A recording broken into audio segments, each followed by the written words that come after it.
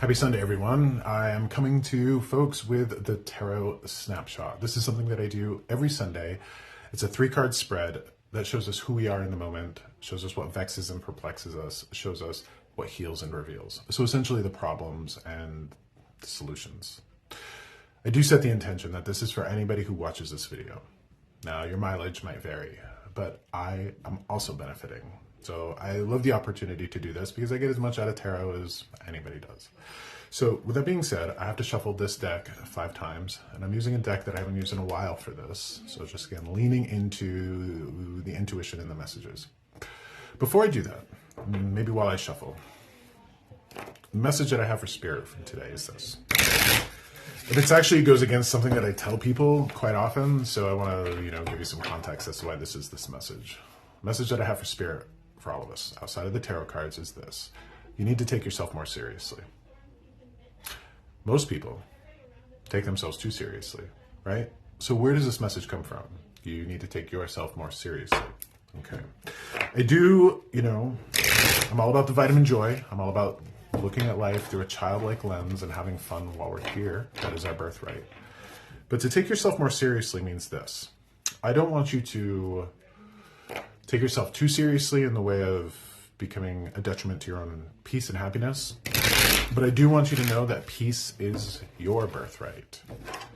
Peace is your birthright. You should have a peaceful life. You should have a loving life.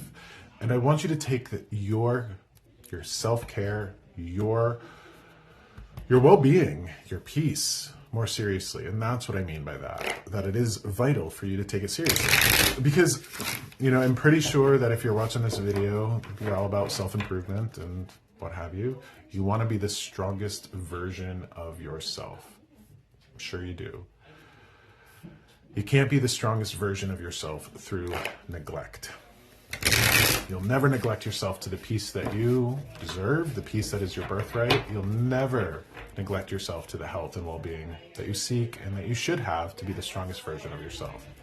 I do also want to let you know that I'm recording this right now while Tarot Club is going on the other side of that door. So on the other side of my studio space is Deep Earth Arts. Every Sunday we have Tarot Club. So if you're local, come in, share some readings. It's a safe space for beginners to stretch their muscles and to get a little bit of guidance for the folks that might have a little bit more experience.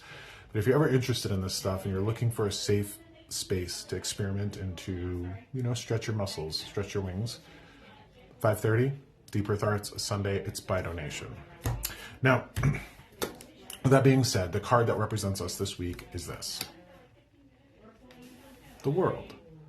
So, I love the World. And the World is the last card of the Major Arcana, however you want to pronounce it. I like how people will call her the Dancer. This is the Dancer.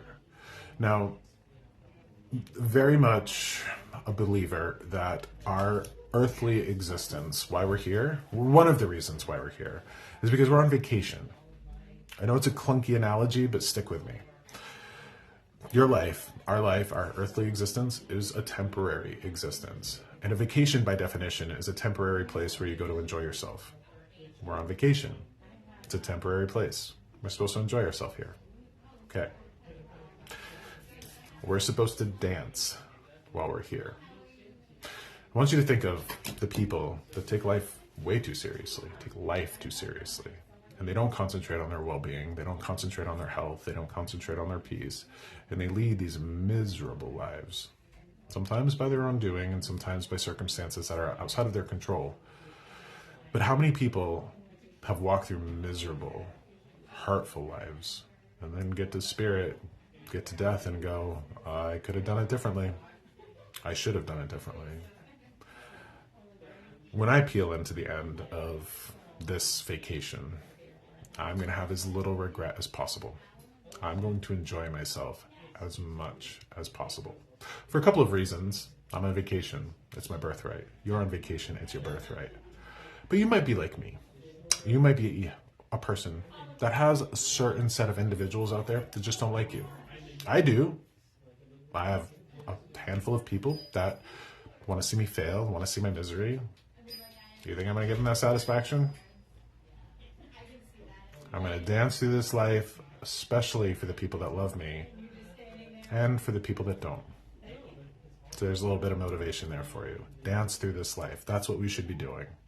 The card that vexes and perplexes us, though, is this. The Knight of Cups. Okay, so knights. When knights come up, knights are people of integrity and honor. Cups are love and emotion. The Knight of Cups. There's going to be a challenge here, especially in this position. Like, this person needs to sip from their own cup. Like, this person has this cup of love. It's the most important thing that they're concentrating on. They just forget to give it to themselves. Like, there's plenty in this cup to go around because love is infinite. So if you've had kids, imagine this. If you've had kids, if you had 2 kids, you'd love them. If you had 12 kids, you'd love them. If you had 22 kids, you'd love them. It's not like you're going to have a kid and then fall out of love, end up not having love. You'd have so much love to go around, which means if you love yourself and you concentrate on your peace and your well-being, you're not taking away from anybody else. And you're also not proving a point, because if you like cling to misery to prove how strong you are, who the hell cares? Who the hell cares? So we all have a difficulty in giving ourselves love. It's actually the main epidemic of this spiritual world that we're in right now, is so many people have love for everybody else, but they fail to love themselves or to give them that nurturing, that self-care, and that peace. This fits in wonderfully with this message that we need to be dancing through life, but to do so well, we need to be giving ourselves love and prioritizing our self-care. Because again, you want to be the strongest version of yourself. How can you be that if you're neglecting yourself? So the Knight of Cups very much is what vexes and perplexes us in terms of giving ourselves that regular dosage of love medicine. Clunky way to say it, but I think you get what I mean. The next card is what heals and reveals, the insight and wisdom that we need right now. The Queen of Wands. Okay, I love this. I love it. So this makes sense for me. Hopefully I can make it make sense for you. So the Queen of Wands is the Witch Queen. This is her. So wands represent fire, expansion, creativity, magic, fire, right? Lighting candles, saying prayers, saying spells, what have you. Manifesting, creation. You can go so many places with the Queen of Wands, but she is open to life. Now, I can't because my tripod is actually leaning on my Rider-Waite-Smith cards. I'd show you the Rider-Waite-Smith card version of the Queen of Wands. She's very open. Her legs are spread. She's open. She's like, give me life. I want life. I want life. So the road to hell is often said to be paved with good intentions. I can speak to that. But I also think the road to suffering can include numbers. And let me show you what that means. I just turned 45. If I'm blessed to live until I'm 85, I only got 40 more Christmases left. I only have 40 more Halloweens.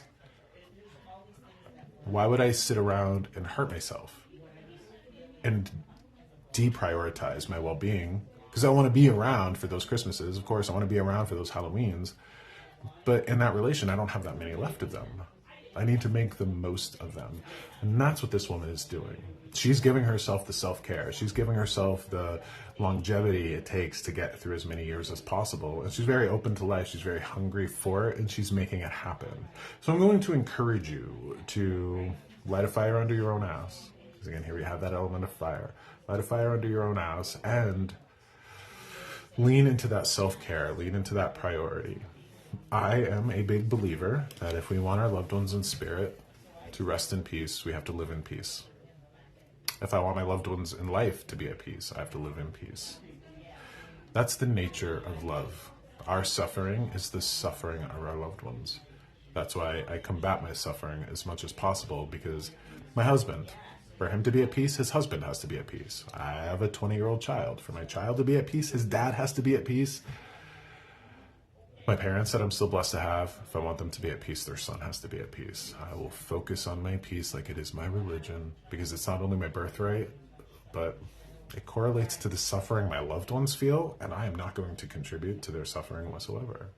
So remember that prioritizing your well-being, prioritizing your peace and love, also prioritizes it for the people that you love.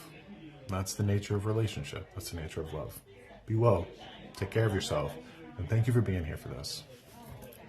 Much love.